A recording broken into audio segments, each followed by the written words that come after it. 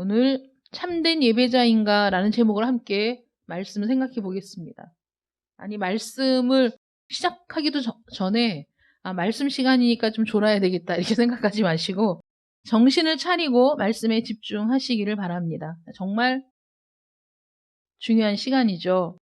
참된 예배자인가 라는 제목으로 말씀 살펴보도록 하겠습니다. 사도들의 편지를 받아보는 이들, 우리가 성경을 보면 빌립보서도 있고 에베소서도 있고 갈라디아서도 있고 골로새서도 있고 이렇게 어떤 지역의 그리스도인들에게 사도들이 편지를 썼을 때 그 편지를 받아보는 사람들은 이미 복음을 듣고 믿음을 가진 사람들이었습니다. 그렇지만 복음의 가르침과 교리를 완전히 이해했다 라고 볼 수는 없었던 것이죠. 초대교회 시대 이후 계속해서 교회의 혼란을 야기했던 이단의 대부분이 이 시기에 생겨났습니다. 그래서 사도들은 평생 그 이단들과의 큰 싸움을 지속적으로 벌여야만 했습니다. 사도 바울 역시 오늘 본문 3절을 통해서 그리스도인의 정의를 내리고 있는데 왜 그리스도인이란 어떤 사람들인가에 대해서 정의를 내려주고 있느냐? 왜냐하면 이단들의 주장을 통해서 내가 그리스도인이고 그리스도인이면 어떻게 해야 한다는 그런 정체성의 혼란이 오고 내가 정말 그리스도인인가 의심하게 되는 일들이 교회 안에서 벌어졌기 때문에 그리스도인은 이런 사람이 이렇게 살아야 또는 이런 상태여야 참된 그리스도인이라고 계속해서 얘기를 하고 있는 것이죠. 바울은 주 안에서 기뻐하라라고 명하면서 기쁨을 누릴 뿐만 아니라 또 기쁨을 붙잡고 지켜야 한다. 그래서 우리가 주 안에서 기뻐하라는 것이 그저 지나가는 권고사항이 아니라 이건 명령이라고 말씀을 드렸잖아요. 주 안에서 기뻐해야 되는데 성도들의 기쁨을 쉽게 방해할 수 있는 그런 문제가 있다는 것이죠. 오늘 이제 거기에 대해서 얘기하고 있어요. 바로 유대교인들의 거짓 가르침과 오류가 교회 안에 기쁨을 빼앗는 문제가 되었다는 것이죠. 많은 사람들이 나는 구원의 메시지를 잘 알고 있어요.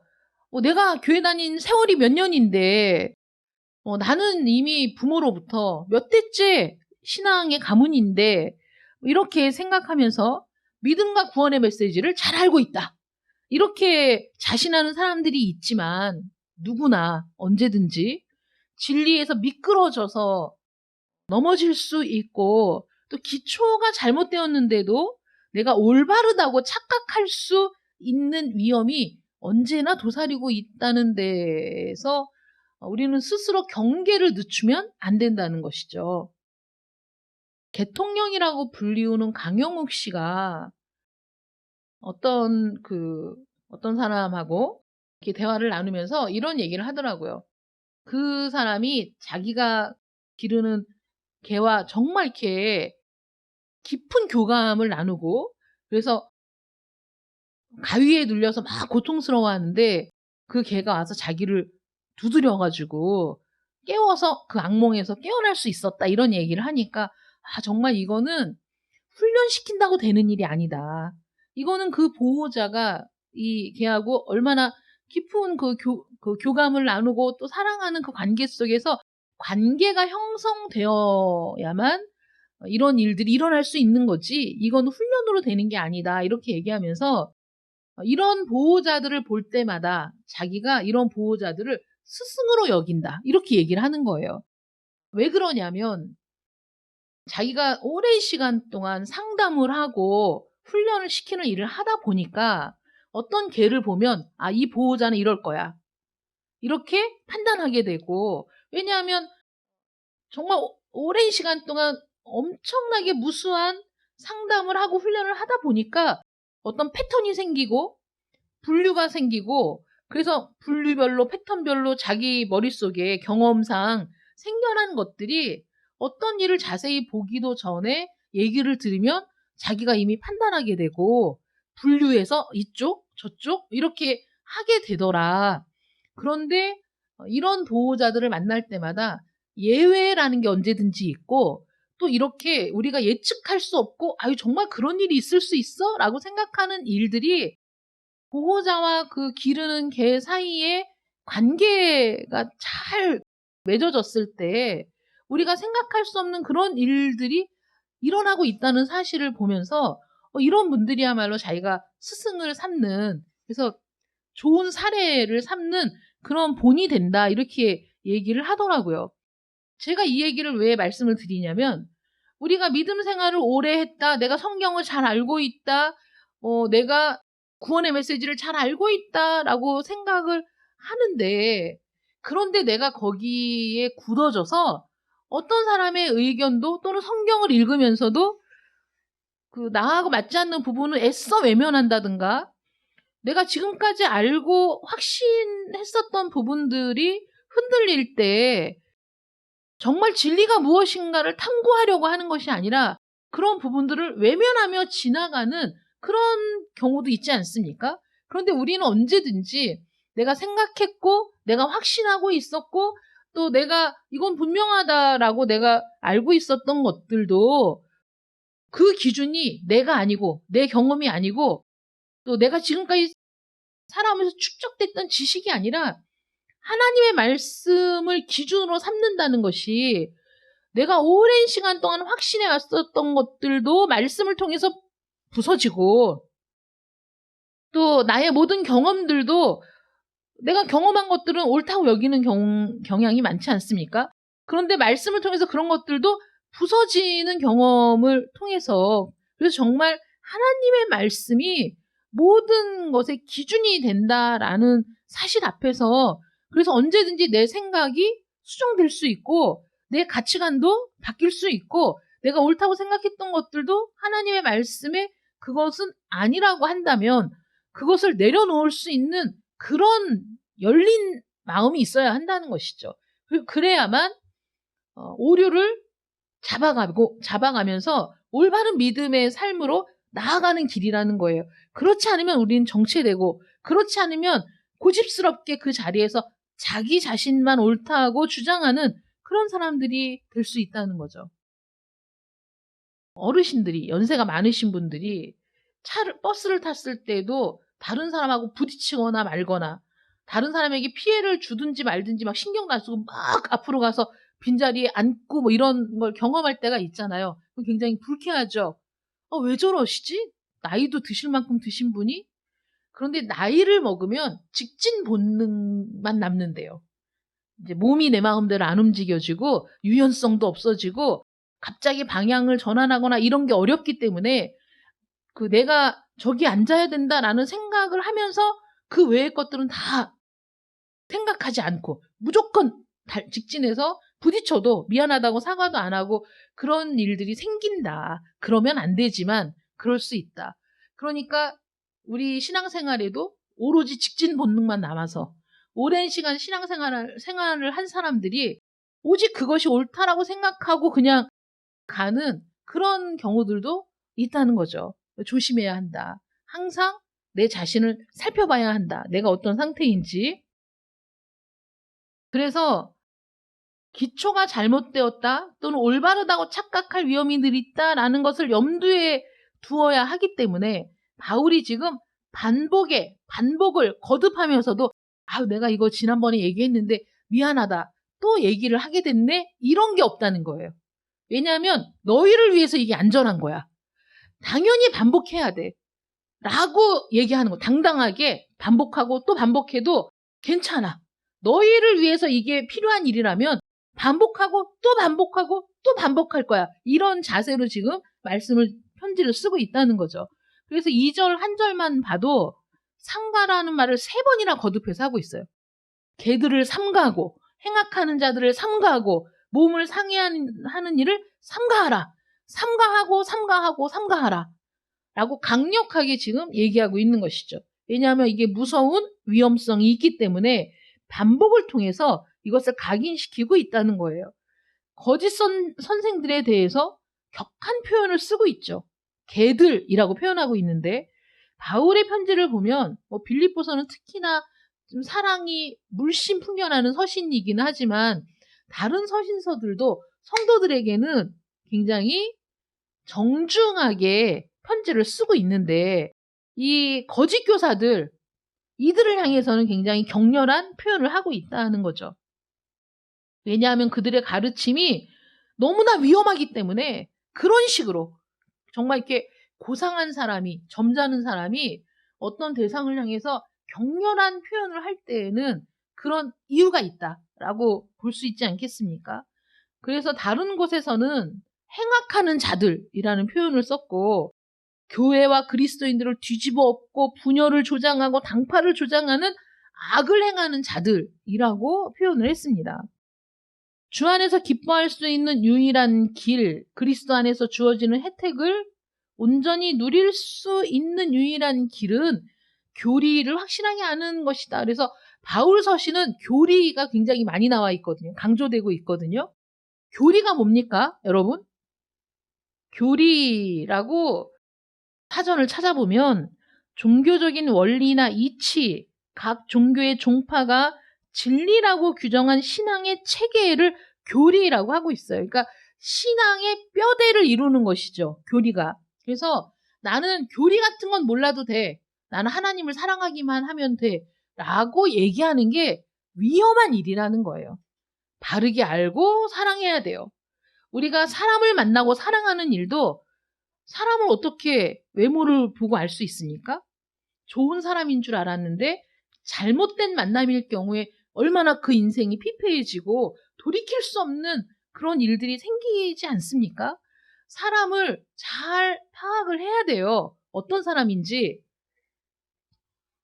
그냥 한눈에 반했어. 뭐 이런 게 옛날에는 굉장히 낭만적인 것처럼 들렸지만은 요즘에 너무나 사건, 사고가 많고 데이트 폭력도 많고 스토킹 범죄도 많고 이러다 보니까 야 정말 사람 잘 만나야 돼. 이런 생각을 우리가 하잖아요.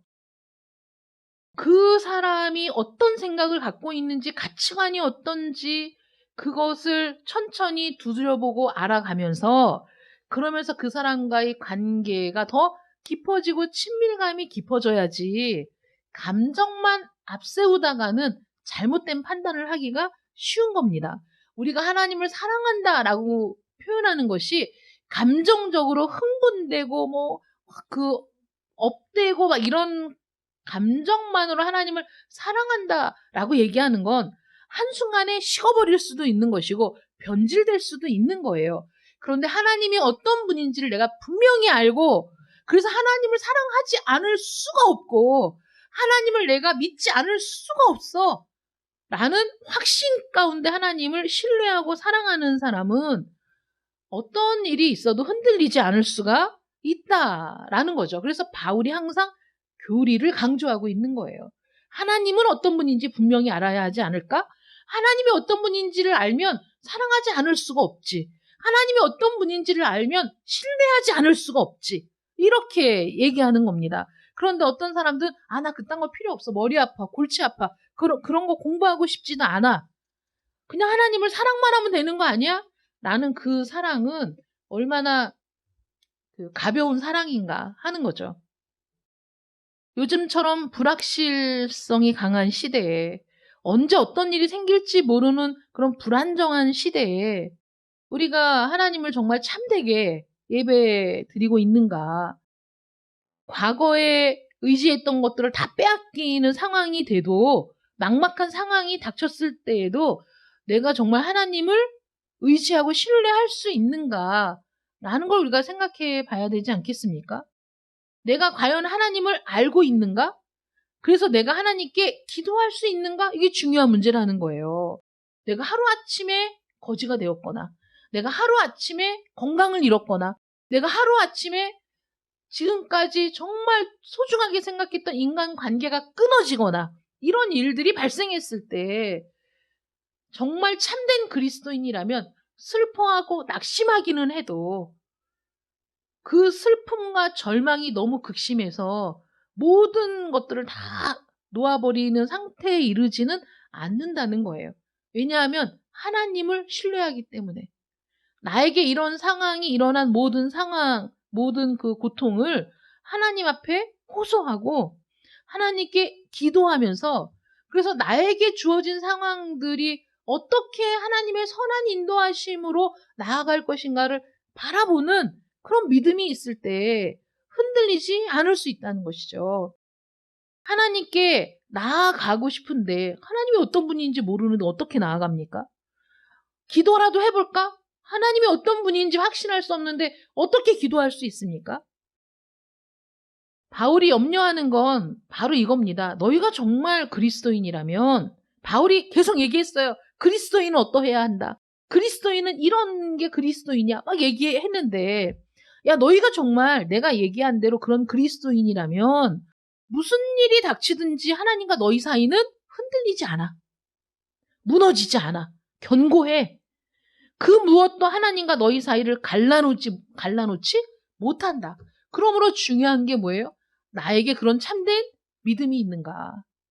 내가 정말 하나님을 참된 믿음으로 의지하고 있는가? 하나님과 나의 관계가 그런 관계가 형성되어 있는가? 이게 중요한 게 아니겠습니까? 바울이 얘기하는 게 뭐죠? 너희가 하나님과 그런 관계가 되어 있다면 너희 안에 있는 기쁨을 그 무엇도 빼앗을 수가 없다는 거예요. 그 관계 안에서 누리는 기쁨이 있는 거죠. 그것은 뭐 1년 만에 만나는 연인, 뭐 몇 년 만에 만나는 친구, 이런 게 아닌 거예요. 언제나 나와 함께 하시는 하나님, 그분과의 관계, 그 신뢰, 그 사랑, 뭐 그 은혜, 이게 내 안에 있기 때문에 내 안에 있는 기쁨을 누가 빼앗아 갈 수 있는가? 건강을 잃었다고 기쁨이 사라지는가? 아니면 재물을 잃었다고 기쁨이 사라지는가? 친구를 잃었다고 기쁨이 사라지는가? 마음은 아프고 고통스럽지만, 그러나 내 내면 깊은 곳에 있는 하나님과의 관계 속에서 나오는 그 기쁨은 사라지지 않는다는 거죠. 그건 영원한 거기 때문에. 바울은 지금 유대교인들의 문제를 다루면서 이 말을 하고 있어요. 이 유대교인들이 이 교회 저 교회를 돌아다니면서, 어떤 교회입니까? 사도들이 복음을 전하여 어렵게 털을 잡고 세운 이방인들의 교회.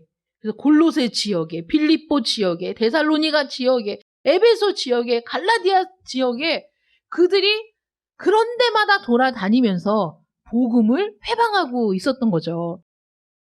뭐라고 얘기합니까? 그리스도를 믿는 것만으로는 충분하지 않다라고 얘기하는 거예요.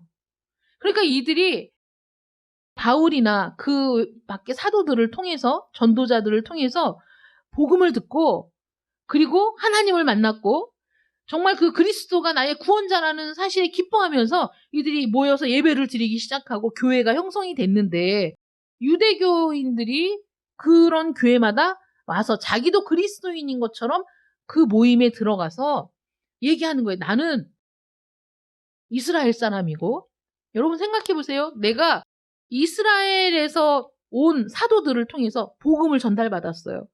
너무 기뻐요. 너무 감사해. 어떻게 생각하죠? 선망하게 되잖아요. 그래서 이스라엘이라는 나라에 대해서 더 알고 싶다. 이런 생각은 자연스러운 거 아니겠어요? 그런데 그 지역에서 유대교인들이 와. 우리도 그리스도인이라고 얘기해. 그러면서 야, 너희가 그리스도인인 건 참 잘한 일인데, 좋은 일인데 내가 보니까 부족한 게 있어. 우리는 우리 조상들부터 지금까지 하나님을 믿는 사람들은 다 할례를 받았어. 너희는 할례를 받았어? 라고 물어보는 거예요. 우리는 그런 얘기를 듣지도 못했는데. 그리스도인이지만 할례도 받아야 돼. 이렇게 얘기하는 거예요. 여러분 어떨 것 같아요? 솔깃할 것 같아요? 아니면 뭐 이런 말을 하고 있어 이럴 것 같아요. 그들이 솔깃했던 거죠. 왜냐하면 더 나은 그리스도인이 되고 싶은 열망이 있으니까. 그리고 우리에게 이렇게 복음을 전해준 사도들의 고향, 사도들의 조상들이 그렇게 해왔다고 하니까 우리를 가르치는데 그걸 빼먹었나 보다. 이렇게 생각하는 거죠. 사도들이 교회를 세웠는데 그 교회에 계속 있었던 게 아니잖아요. 교회를 세우고 또 다른 지역에 가서 복음을 전하고 또 교회를 세우고, 이러면서 또 사도 바울도 1차 전도 여행을 통해서 세워진 교회를 2차 전도 여행을 통해서 또 들여다보고 이런 상태였기 때문에 사도들이 부재한 틈에 이들이 찾아와서 야, 너희가 좀 부족해. 할례를 받아야 돼. 그리고 우리는 성전에서 예배를 드렸다. 그리고 성전에서 이렇게 제사를 드렸어. 근데 여러분, 제사라는 개념도 이방인들에게 익숙한 개념이죠. 그들도 제사를 드렸기 때문에 희생 제사를 드렸어요. 이방 신들에게. 그러니까 그게 진짜 같거든. 그렇게 해야 더 그리스도인다운 그리스도인이 될 것 같거든요. 그래서 거기에 흔들리는 사람들이 생겨나고, 그래서 할례를 받는, 몸을 상해한다라는 이 오늘 본문 말씀이 그 얘기를 하는 거예요. 할례를 받는 일을 얘기하는 거예요. 자기 몸을 그렇게 상하게 하지 말아라. 이렇게 얘기하는 거거든요. 그런데 여러분들도 그럴듯 하잖아요. 그들이 와서 그렇게 얘기하니까 그리스도도 믿고 제사도 드려야 돼. 그리스도도 믿고 할례도 받아야 돼. 이런 얘기들이 이들의 마음에 혼란을 주고 정말 그렇게 해야 되나 보다. 아, 그렇게 해야지 더 확실한 그리스도인이 되나 보다 라고 생각하고 그들이 할례를 자기 혼자 할 수는 없잖아요. 할례를 시행해주고 자기도 할례를 받고 이런 일들이 교회 안에서 이루어졌을 때, 그 얘기를 들었을 때 바울이 얼마나 분노하고 얼마나 속상하고 그랬겠어요. 정말 생명을 걸고 감옥에 갇히고 매를 맞고 쫓겨나고 돌을 맞고 이런 일을 당하면서도 오직 복음을 전해야겠다는 일념으로 다니면서 복음을 전해서 교회를 세워놨는데, 아니 이것들이 그러면 그 다음에 싹 들어가서 교회를 이렇게 다 뒤집어 놓고, 그래서 그들이 잘못된 선택을 하도록 이렇게 조장을 하고 있으니 얼마나 정말 속된 말로 화딱지가 납니까? 그래서 바울이 거기에 대해서 그리스도인에 대해서 그리스도인이란 무엇인가에 대해서 반박을 하고 있는 거죠. 바울이 말하는 그리스도인의 가장 강력한 특징이 뭐냐? 하나님의 성령 안에서 예배한다는 거예요. 그냥 인간적인 모임이 아닙니다. 그들이 친교를 위해 모인 모임이 아니에요. 교회는 하나님께 예배를 드리는 공동체 아니겠습니까? 킹제임스 버전을 보면, 성경이 이제 여러 버전이 있는데 대부분은 지금 개역 개정 버전을 쉽게 바꾼 게 새번역, 표준 새번역, 뭐 이런 쉬운 성경 뭐 이렇게 나와 있는데, 킹제임스 버전, 그러니까 오래된 버전인데요. 한글 킹제임스 버전에 보면 3절 말씀을 이렇게 기록해 두고 있어요. 이는 영 안에서 하나님을 경배하며 그리스도 예수 안에서 기뻐하고 육신을 신뢰하지 않는 우리가 할례파라고 얘기하거든요. 이렇게 기록되어 있어요. 이 해석이, 이 번역이 더 정확한 번역이라고 생각이 듭니다. 왜냐하면 바울이 계속해서 주 안에서 기뻐하라는 게 빌립보서를 관통하는 주제라고 말씀을 드렸잖아요. 그러니까 영 안에서, 성령 안에서 하나님을 경배한다. 하나님을 예배한다. 영어 성경을 봐도 하나님 영 안에서 in spirit worship이라는 단어가 들어가 있거든요. 그러니까 성령 안에서 예배하는 것, 그리고 그리스도 예수 안에서 기뻐하는 것, 육신을 신뢰하지 않는 것, 이게 진짜 할례파야 라고 가르치고 있는 거예요. 몸을 상해하는 게, 그래서 내 몸에 그런 흔적을 남기는 게 할례파가 아니라 이게 진정한 할례파야 라고 가르치고 있어요. 참된 그리스도인인지 알아보려 할 때 가장 먼저 확인해야 하는 것이 예배입니다. 우리의 예배관, 예배에 대한 정의. 실제로 여러분들은 어떤 의미에서 예배를 드리고 있습니까? 참된 예배와 반대되는 잘못된 예배가 있어요. 사도는 지금 유대교인들의 거짓 가르침을 반박하면서 이 말을 지금 하고 있습니다. 유대교인들은 할례를 받아야 한다. 유대교의 성전 예배로 돌아가야 한다라고 주장을 했는데, 바울은 지금 그런 식으로는 참된 예배를 드릴 수 없다라고 얘기하는 거예요. 정말 반대되는 주장을 하고 있는데,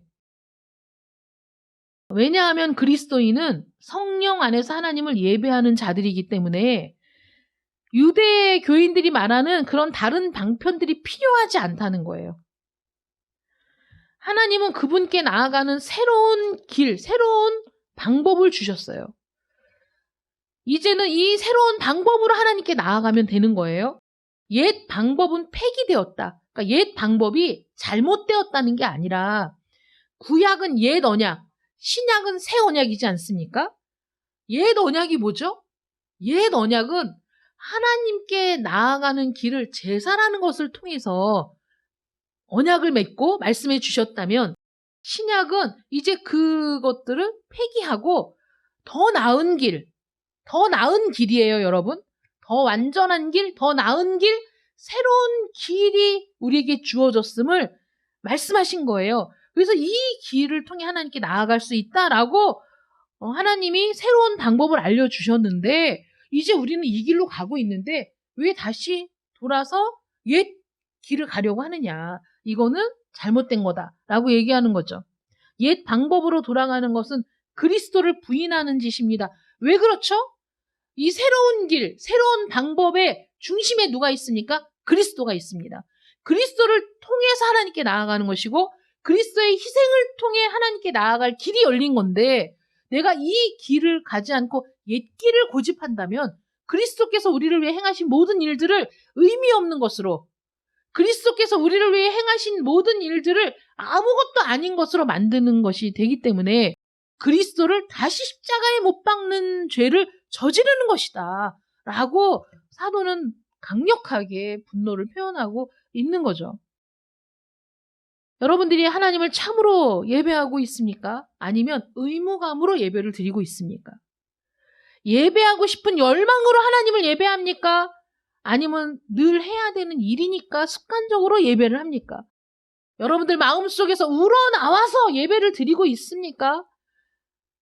아니면 마지못해 억지로 예배를 드리고 있습니까?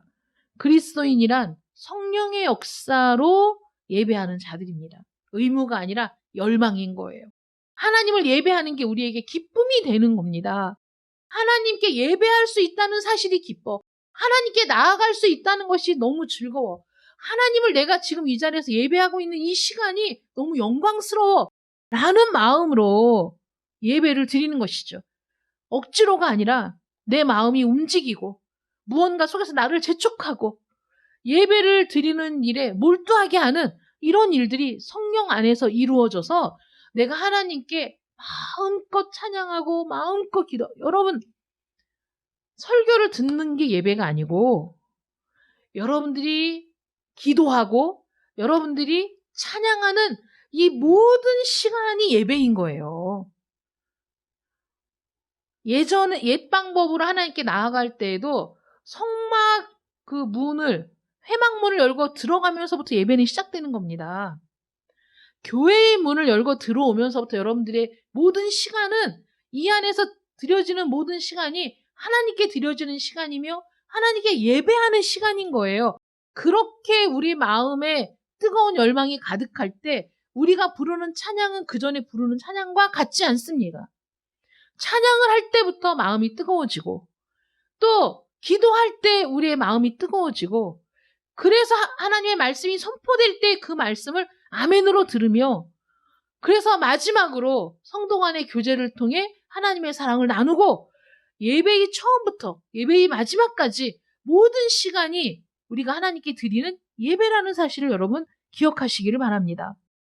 기도해야 된다는 생각 때문에 기도해야 되는데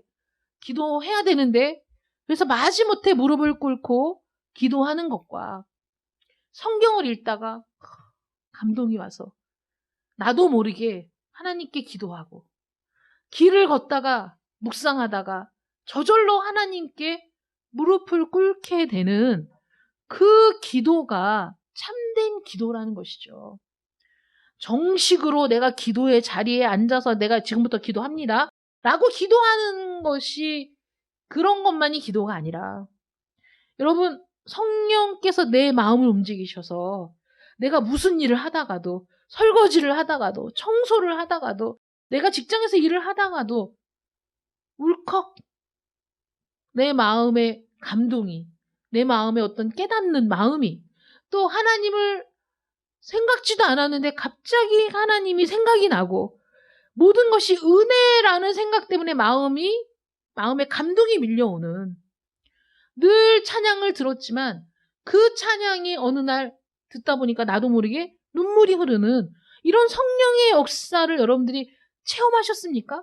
그런 성령의 역사 때문에 내 마음이 사로잡혀서 하나님께 드려지는 예배, 성령 안에서 드리는 예배, 이게 참된 예배라는 거예요. 성령이 나를 이끌어 하나님 앞으로 몰아가는 그 안에서 드려지는 예배에 어떤 것이 더 필요하다는 말씀입니까, 여러분? 아름답게 건축된 정말 그 모든 것이 완벽하게 치장되고 세팅되고 그래서 들어가서 앉아만 있어도 그 웅장함에 압도되는 그런 교회에 들어가야만 내가 하나님께 참된 예배를 드릴 수 있을 것 같다. 이게 옳은 생각입니까? 건물에 좌지우지되는, 아니면 사람에 의해 좌지우지되는 그런 예배가 참된 예배입니까? 그렇지 않다는 거예요. 예루살렘 성전은 너무나 아름다워서 모든 유대인들의 자랑이었어요. 그러나 예수님이 말씀하셨죠. 돌 위에 돌 하나도 남지 않게 될 것이다. 그 성전의 아름다움에 취해서 그 성전에 들어가는 것만으로도 어깨에 뽕이 올라가고 마음에 자만심이 가득 차고 우리는 이런 성전을 갖고 있다라는 그런 게 하나님께 나아가는데 무슨 소용이 있습니까? 의미가 없다는 것이죠. 성령으로 드리는 예배에는 뜨거움이 있습니다. 딴 생각은 나지도 않을 정도로 예배와 찬양에 빠져든다는 것이죠. 성령으로 하나님을 예배하면 예배할수록 이런저런 방편에 덜 의지하게 됩니다. 내가 영향을 받지 않는다는 거예요. 내가 정말 성령 안에서 하나님께 예배를 드리면 주위의 모든 환경들이 의미가 없어지는 거예요. 세상과 나는 간 곳 없고 구속한 주만 보이도다. 이게 성령 안에서 예배를 드릴 때 일어나는 일이라는 거죠. 내 온 마음이 하나님께 집중되기 때문에, 내 온 생각이 하나님께 집중되기 때문에 나는 간 곳이 없어져. 세상은 간 곳이 없어져. 그런데 성전이 아름답고 교회가 뭐 웅장하고 그런 게 무슨 의미가 있어? 그런 게 다 의미 없이 오직 하나님과 나만 존재하는 듯한, 그래서 내가 정말 하나님 앞에 서 있는 것 같은 그런 그 하나님의 임재에 압도되는 그런 감격이 있는 예배에 어떤 다른 이런저런 방편이 필요하냐 이거죠. 이미 우리 주님이 이스라엘에서 드렸던 모든 희생 제물들, 소나 양이나 염소나 황소나 뭐 그 어떤 것이든지 그 모든 것들이 수십 번, 수백 번 반복해서 드려졌어도 온전히 이루어낼 수 없었던 온전한 구원을 예수님이 십자가에 달려 죽으시는 순간에 완벽하게 성취하셨기 때문에 우리는 언제든지 예수의 이름으로 하나님께 나아갈 수 있는 놀라운 특권과 자유를 얻게 되었는데 왜 다시 희생 제사를 드려야 되며 왜 다시 할례를 받아야 하느냐? 육체의 할례가 중요한 게 아니라 우리는 이미 마음에 할례를 받은 사람들, 이렇게 얘기하고 있는 것이죠. 그러니까 그 생각이 하나님의 말씀, 하나님의 옛 언약이 무엇인지 새 언약이 무엇인지 우리를 위해 행하신 예수 그리스도께서 하신 일이 어떤 의미가 있는지를 분명히 아는 사람은 아무리 유대교인들이 이 교회에 침투해 들어와서 온갖 말들로 가모니설로 야 할례를 받아야지 진짜 그리스도인이야, 그 성전에서 제사를 드려야 돼 라고 얘기해도 흔들릴까요? 안 흔들릴까요? 안 흔들리죠. 너무 분명한데 알고 있어 옛 언약이 무엇인지, 알고 있어 그것보다 더 나은 새로운 길이 우리에게 주어졌다는 것, 그리고 그 새로운 길로 하나님께 나아갈 때 다른 방편들이 필요하지 않다는 것. 그래서 세상과 나는 간 곳 없고 오직 구속한 주만 보이는 놀라운 은혜 속으로 들어가게 되는 참된 예배자인가? 내가 그런 참된 예배자인가? 내가 그런 참된 예배자일 때는 어떠한 유혹도 나를 굴복시킬 수 없다는 것이죠. 그래서 하나님께 나아가는 사람은 한편으로는 경건한 두려움과 경외감을 가지고 한편으로는 아빠, 아버지라고 부르짖는다면 그는 참되게 성령 안에서 예배하는 자라고 확신해도 좋다는 것이죠. 히브리서 기자는 참된 예배에는 경건함과 두려움이 있어야 한다라고 말합니다. 여러분, 우리가 예수 안에서 자유함을 얻고 하나님께 나아갈 정말 새로운 길, 더 나은 길, 더 완전한 길을 발견했다 하는 것이 하나님과 나 사이에 어떤 구분도 없이 마음대로 해도 좋다는 게 아니지 않습니까? 하나님은 우리가 마음대로 대해도 되는 분이 아니십니다. 우리는 하나님을 향한, 근데 우리가 성령 안에 있으면, 그래서 우리가 하나님의 임재를 경험하면 우리는 다 두려움을 느낄 수밖에 없거든요. 무섭다는 게 아니라 그 존재가 주는 두려운 경외감에 떨 수밖에 없어요. 그런 것이 없다면 우리는 하나님을 잘 모르는 겁니다. 그런 경외감을 가지고 있어야 하는데, 그러면서도 다시 무서워하는 종의 영을 받지 아니하고 양자의 영을 받았으므로 아빠, 아버지라고 부르짖는다고 로마서 8장 15절에 기록하고 있습니다. 이것이 궁극적이고 참된 의미의 영적 예배라는 것이죠. 하나님의 거룩하심을 깨달아 마음의 경외감과 두려움을 가지고 나아가지만, 그러나 우리는 그리스도를 통해 양자의 영, 아들이 되었다, 자녀가 되었다라는 그 확신 때문에 경외감과 두려움으로 나아가면서도 아빠, 아버지라고 부르짖을 수 있는 그 양가적인 감정이 동시에 존재하는 것이 참된 그리스도인이다 라고 바울이 얘기하고 있는 겁니다. 아버지로서 나를 사랑해 주시고 나를 구원하시려고 아들까지 보내주신 그분이 바로 하나님이라는 사실을 아는 거죠. 하나님은 내 머리카락까지 다 세실 정도로 나를 생각하고 계십니다. 나에게 일어나는 모든 일들을 모르시는 게 없는 분이 하나님이십니다. 모든 걸 아시는 분이시죠. 여러분, 모든 걸 아시는 분이시기 때문에 하나님께 기도할 수 있는 거예요. 여러분, 정말 힘들고 어려울 때 너무 마음이 답답해서 내가 누군가에게라도 이 마음을 토로하고 싶다라고 생각이 드신 적이 있으시죠? 너무 고통스러워서. 그런데 말을 꺼내려고 보니까 이거 어디서부터 얘기해야 될지 모르겠어. 이 마음을 어디서부터 내가 얘기해야 될지 모르겠어 라고 아예 말하기를 포기한 적도 있지 않으십니까? 그런데 우리가 하나님께 나아가면 하나님은 내가 하나님, 아버지 라고 하나님을 참되게 부르는 그 순간에 하나님이 내가 너를 다 안다 라고 말씀해 주시거든요. 내가 너를 다 알아. 너에게 무슨 일이 있었는지 다 알아. 네가 지금 어떤 마음인지 다 알아. 라는 그 아버지 앞에서 우리가 목 놓아 울 수 있는 거예요. 그런 하나님이시기 때문에 그 앞에서 통곡할 수 있는 겁니다. 여러분, 우는 게 쉬운 일입니까? 어려워요. 내 감정을 토로하는 게 쉽습니까? 어렵습니다. 그런데 하나님 앞에서는 가능한 거야. 아이든 어른이든 늙은이든 그런 게 의미가 없어. 하나님 앞에서는 하나님은 나의 아버지시기 때문에, 나를 다 아시는 분이시기 때문에, 내가 어떤 상태인지를 아시기 때문에, 내가 혹시라도 하나님의 뜻대로 살지 못해 내 마음이 괴로워도 하나님은 아시는 거죠. 그때 우리가 느끼는 감정이 뭔지 아세요? 제가 하나님께 나아가서 기도할 때, 하나님, 내 마음이 터질 것 같아. 내 마음이 너무 괴로워. 말이 안 나와. 그냥 아버지라고 해도 하나님이 내가 다 안다라는 말에는 내가 너를 알고 내가 너를 사랑한다. 네가 어떤 상태여도 나는 너를 받아주고 너를 안아주는 너의 아버지야.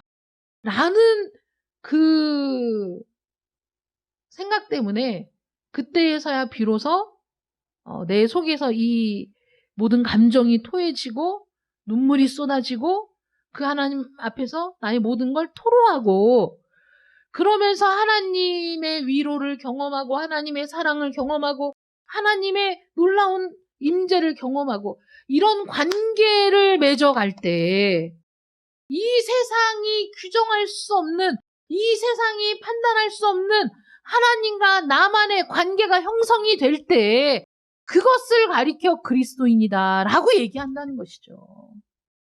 그런 사람들이 참된 예배를 드릴 수 있는 겁니다. 여러분들은 두렵고 떨림으로 하나님 앞에 나아가면서도 하나님은 나의 아버지이심을 확신하고 나아가십니까? 그래서 아빠, 아버지라고 부르짖을 수 있으십니까? 만약에 여러분들이 그렇다면 여러분들은 참된 그리스도인이다 라는 것이죠. 바울은 더 나아가 뭐라고 얘기합니까? 그렇게 성령 안에서 하나님과 교제하고 예배하는 사람이 진짜 할례파야 라고 얘기하고 있다는 거예요. 그러니 여러분, 이런 일들은 초대교회 때나 이루어진 일이지 오늘은 이런 일이 이루어지지 않잖아. 그렇지 않습니다. 이단들은 이때나 지금이나 동일한 원리를 가지고 이단들은 활개치고 있어요. 어떤 원리입니까? 하나님과 우리를 분리시키고자 하는, 하나님과 우리 사이를 회방하고자 하는 의도가 언제든지 흘러넘치고 있어서 지금도 그런 유혹들이, 지금도 그런 역사가 일어나고 있다는 것이죠. 그런데 이때의 그리스도인들도 자신이 그리스도인임을 확신할 때 흔들리지 않을 수 있었던 것처럼 오늘날 저와 여러분도 이러한 확신이 있을 때 결코 흔들리지 않고 이단에 넘어가지 않고 유혹에 빠지지 않고 참된 그리스도인으로 살아갈 수 있는 겁니다. 여러분들은 참된 예배자이십니까? 정말 하나님께 기꺼이 나아가며 열망하며 예배하는 예배자들이십니까? 여러분 참된 예배자들 되시기를 축원합니다. 여러분들이 성령 안에서 하나님을 예배한다면 여러분들은 마음의 할례를 받은 참된 할례파라는 사실을 명심하시기 바랍니다. 기도하겠습니다. 사랑의 하나님 감사합니다. 우리가 무엇이간데 우리가 아직 죄인 되었을 때 우리를 불러주시고 우리를 사랑하심으로 그리스도의 희생을 통해 아버지께 나아갈 수 있는 길을 열어주셨는지 모든 것을 생각할 때 정말 감사밖에 없습니다. 하나님, 하나님의 말씀을 바르게 읽고 바르게 공부하며 참된 믿음이 무엇인지, 구원의 길이 무엇인지, 하나님이 우리를 위해 약속하신 것들이 무엇인지를 분명히 알고 깨달아 그 약속들을 붙들기 때문에 그 어떤 것에도 흔들리지 않는 참된 믿음의 소유자요, 참된 예배자들 되기를 원합니다.